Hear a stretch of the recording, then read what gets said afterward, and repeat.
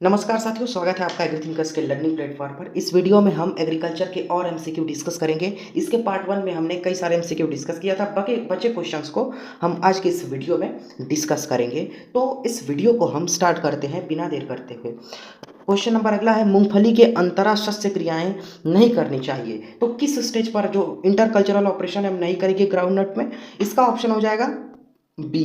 ठीक है, अधिकीलन या सुइयां बनने पर।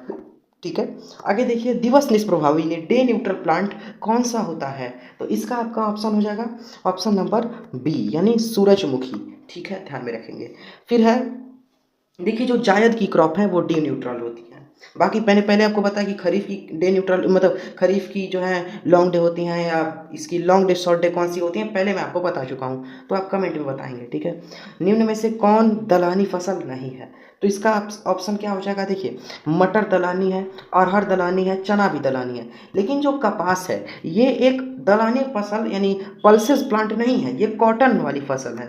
तो ये आपका मतलब ये आपका रेशेदार फसल है, फाइब्रस क्रॉप है, तो इसमें आपका कपास हो जाएगा।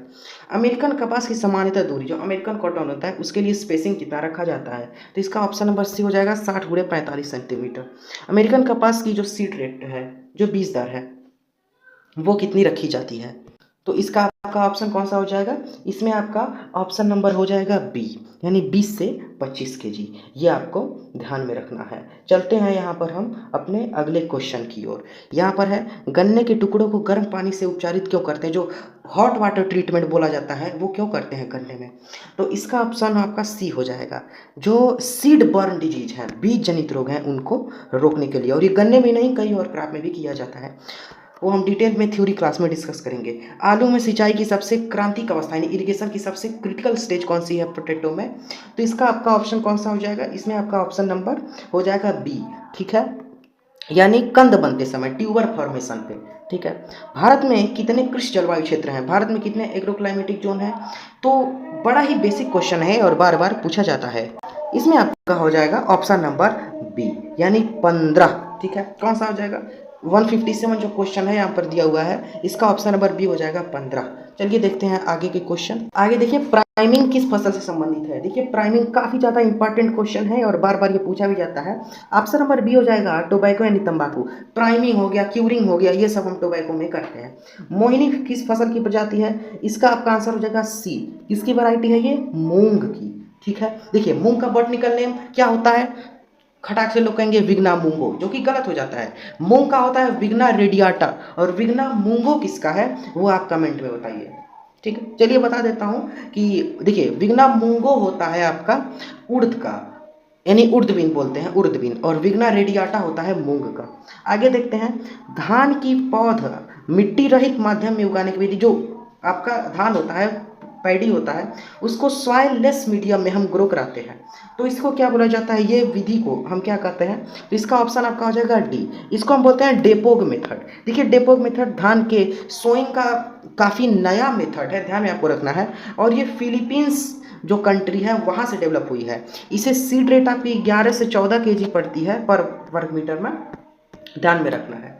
और ये सारे क्वेश्चन को आपको ध्यान में रखना है क्योंकि इससे भी क्वेश्चन बनते हैं। अब देखिए, एग्रीकल्चर इंजीनियरिंग का गया, गेज व्हील का क्या कार्य होता है? इस क्वेश्चन में आपको गेज व्हील का जो कार्य वो बताना है। बड़ा ही सिंपल सा क्वेश्चन है। जो गहराई होती है उसको ये कंट्रोल करता है, डेप्थ को गेज व्हील यानी कम ज़्यादा करता है, तो ऑप्शन नंबर सी हो जाएगा। आगे देखिए, कोण की दीवार के विरुद्ध हलतल को सहारा देती है। ये देखिए, ये भी काफ़ी इंपॉर्टेंट क्वेश्चन है जो कई बार पूछा जाता है। इसमें आपका गनल हो जाएगा। ठीक है, ऑप्शन नंबर ए।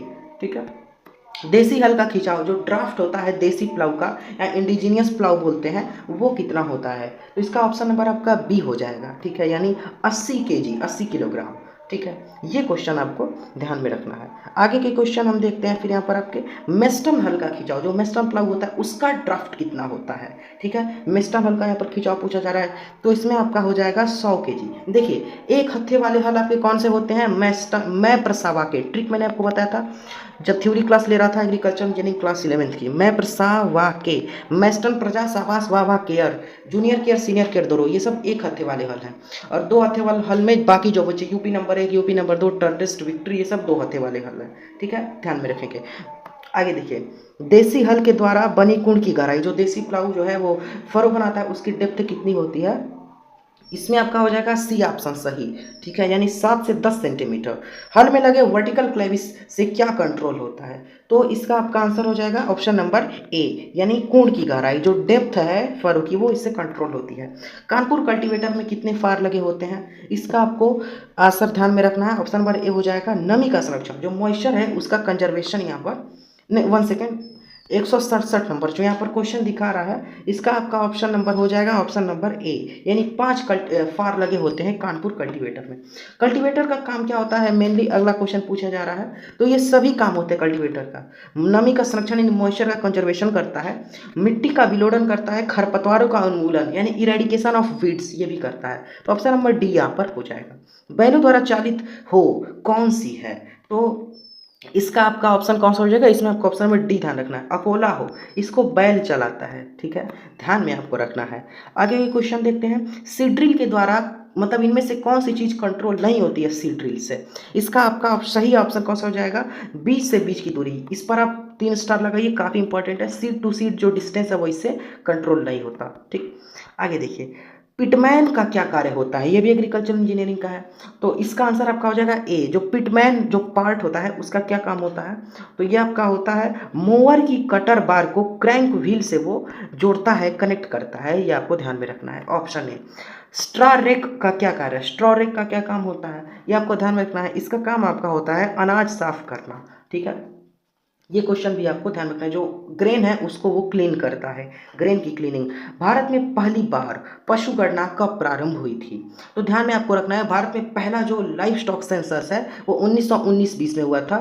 1919 से यहाँ सही हो जाएगा। अब आप कमेंट में बताइए कि स्वतंत्र भारत में पहली पशु गणना कब हुई थी, ठीक है, या कमेंट में बताएंगे। चलिए आगे क्वेश्चन देख लेते हैं जो बचे हुए हैं। मोहेयर नामक बाल किस से प्राप्त होते हैं? ठीक है, किस यहाँ पर एनिमल से, ठीक है, तो ये आपको ध्यान रखना है किस भेड़ से प्राप्त होते हैं। क्वेश्चन नंबर 175 जो यहाँ पर दिख रहा है, इसका आपका आंसर हो जाएगा ऑप्शन नंबर डी, यानी जो मोहेयर नाम के बाल होते हैं ये आपके प्राप्त होते हैं अंगोरा से, ठीक है, जो अंगोरा आपका ब्रीड होती है उससे मिलते हैं, ठीक है। और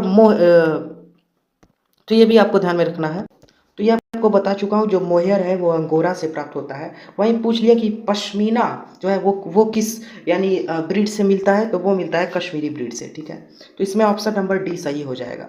आगे देखेंगे, बकरी की विदेशी दुधारू नस्ल, जो गोट है उसका एग्जॉटिक मिल्च ब्रीड कौन सी है? तो ये आपको ध्यान में रखनी है।